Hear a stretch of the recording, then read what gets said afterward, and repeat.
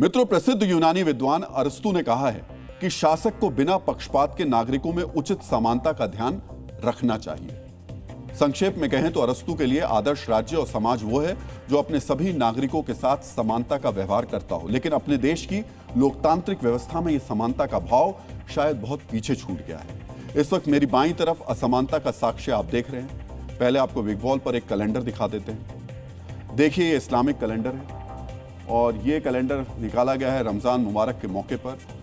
2026 ईस्वी से 1447 हिजरी का ये है और इसको जो निकालने वाले हैं वो कौन है? मनोज शुक्ला। ये नरेला विधानसभा क्षेत्र से कांग्रेस के नेता हैं। कैलेंडर में हिजरी परंपरा के मुताबिक तारीख और धार्मिक त्योहार दर्ज है। इस पर कैलेंडर छापने वाले का नाम लिखा है मनोज शुक्ला। बाकायदा विधानसभा क्षेत्र भी लिखा है। कैलेंडर में रमजान का वक्त भी दर्ज है। अच्छी बात है। धार्मिक विश्वास के मुताबिक कैलेंडर छपवाने और बांटने में कोई बुराई नहीं है। बुराई तब है जब धार्मिक विश्वास के बहाने राजनीतिक हित साधने की कोशिश की जाए। मस्जिद के बाहर इस्लामिक कैलेंडर बांटते मनोज शुक्ला कांग्रेस के नेता हैं। भोपाल की नरेला सीट से विधानसभा चुनाव लड़ चुके हैं। इस क्षेत्र में करीब 28% मुस्लिम मतदाता हैं, फिर चुनाव लड़ने की तैयारी कर रहे हैं। इसलिए उन्होंने इस्लामिक कैलेंडर छपवाया और मस्जिद के बाहर स्वयं इसे बांटने पहुंच गए।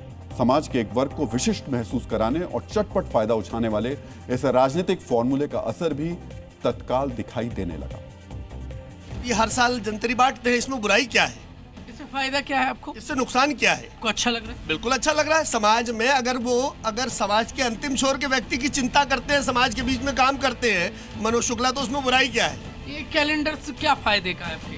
फायदा, इससे रोजा खोलते हैं और कोई बुराई नहीं। जोड़ने का काम कांग्रेस पार्टी करती आई है और इससे कहीं कोई गलत संदेश नहीं है। अगर शुक्ला जी कैलेंडर बांट रहे हैं तो वो हिंदू कैलेंडर बांटने का भी काम कर रहे हैं। इस्लामिक कैलेंडर छपवाना ना तो कानूनी तौर पर गलत है और ना ही अनैतिक है। अगर किसी धार्मिक संस्था ने कैलेंडर छपवाया होता तो शायद ही इस पर कोई सवाल उठता, लेकिन कैलेंडर नेताजी ने छपवाया। सोचिए, ऐसे नेता अगर जनप्रतिनिधि बन जाएं यानी चुनाव जीत जाएं तो क्या करेंगे? जब उनकी राजनीतिक सोच ही भेदभाव और अन्याय की बुनियाद पर खड़ी है तो क्या वो जनप्रतिनिधि होने के नाते अपने क्षेत्र के सभी निवासियों से न्याय कर पाएंगे?